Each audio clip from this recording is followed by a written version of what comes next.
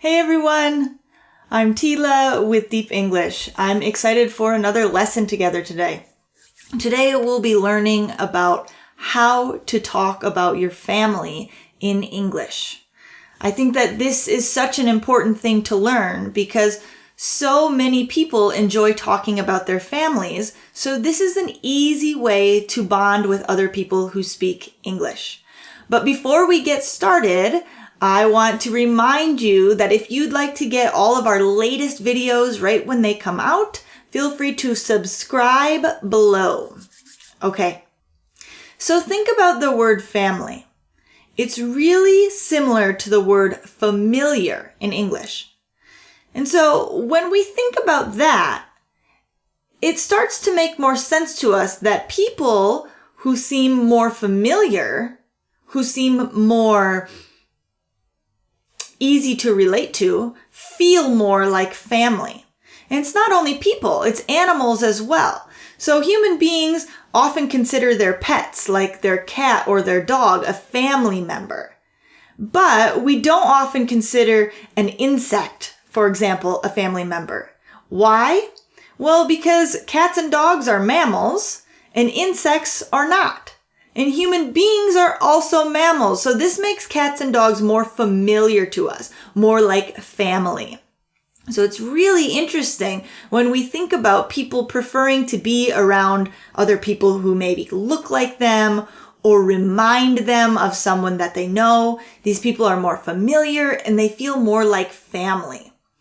So today we're going to learn about how to talk about your family in English. We'll go over 3 different important topics today.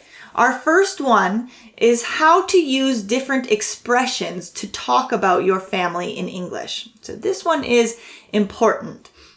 When I was learning Spanish, it was very important that I knew different expressions and ways of talking about my family in Spanish so that I could bond with other people while we talked about our families.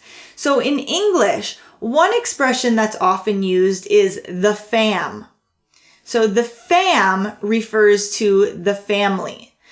So you might hear someone say something like, "Oh, tonight me and the fam are going out for pizza." So the fam simply means me and the family. Someone might say, "Oh, I'm going on vacation next week." And you might ask them, "Oh, are you going to bring the fam along?" So the fam refers to the family. So this is a pretty common one. So you can use the expression, the fam, when you're referring to your family in a way that is casual. All right, so another expression that we sometimes use is flesh and blood. So my own flesh and blood. So when we think about this, of course, flesh is skin and muscle and fatty tissue, and blood is the red stuff that runs through the body. So we're not actually talking about flesh and blood. Flesh and blood actually refers to a family member that shares your DNA.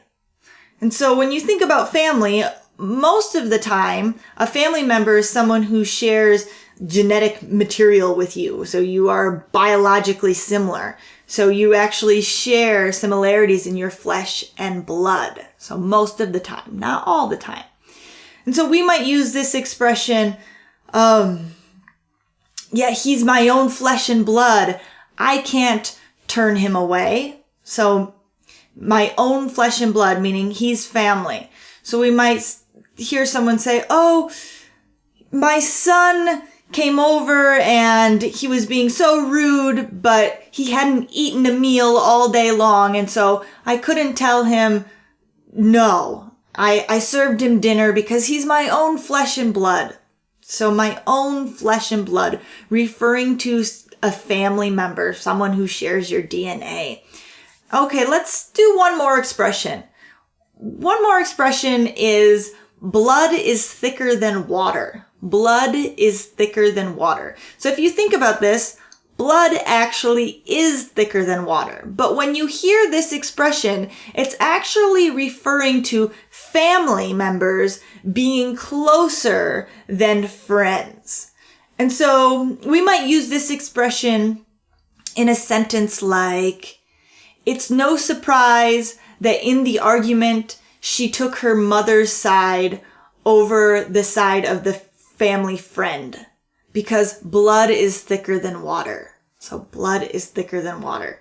Okay, so now we've learned a few expressions. We've learned the fam, we've learned flesh and blood, and we've learned blood is thicker than water. These are all really great ways to talk about your family. So now let's move on to point number 2. So our second point is that there is a difference between your immediate family and your extended family. It's important that you know this difference, because sometimes you might get a question like, oh, how many people are in your immediate family? And so you want to know what your immediate family is referring to. So your immediate family are your parents, your siblings, your grandparents, and your children if you have children. So everyone else is your extended family. So that's easy, right? So when we think about our extended family, we have cousins and aunts and uncles. Those are our extended family. Okay, so if I was going to talk about my immediate family, there are also a few phrases that I might use that I think would be very helpful for you to know as well. So I might use the phrase, oh, he's my better half. If I say something like that, that probably means that I'm referring to my husband. Or it could be your boyfriend, but this is usually referring to a spouse. So someone who is your better half. We could also say something like, oh, the apple doesn't fall far from the tree. The apple doesn't fall far from the tree. If you hear someone say this expression refers to family members who are similar. So we might use it in a sentence like, Susie did really great on her math test. It looks like the apple doesn't fall far from the tree in this family, because maybe Susie's dad is a math professor. So we use this expression to show when family members are similar. The apple doesn't fall far from the tree. Okay, so let's think about this. Can you let us know in the comments below how many people are in your immediate family? And then think about your extended family. My extended family is huge because my dad has 11 siblings. Do you have a big extended family or a rather small extended family? Feel free to let us know below in the comments. Okay, let's talk about the third part of our lesson today. And that is how to talk about your place in your family. So think about where you are in your family. Are you the oldest sibling? Are you the youngest sibling? Are you the only sibling?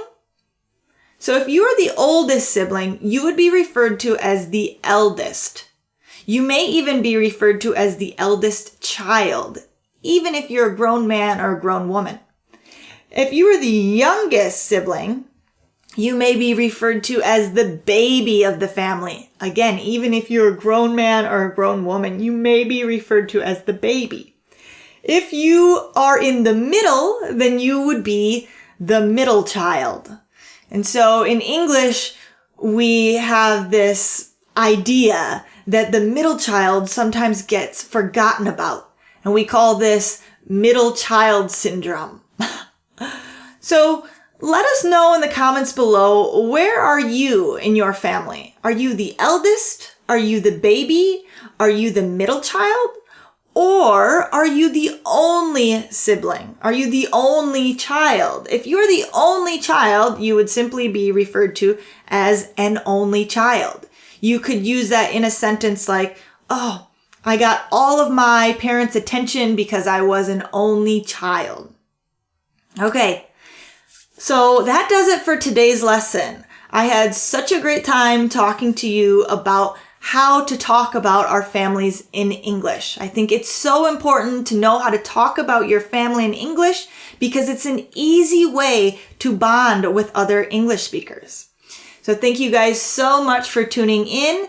And don't forget, if you are interested in free lessons, click below, put your email address in, and you'll receive some free lessons from us. Thank you guys so much. I look forward to our next lesson together.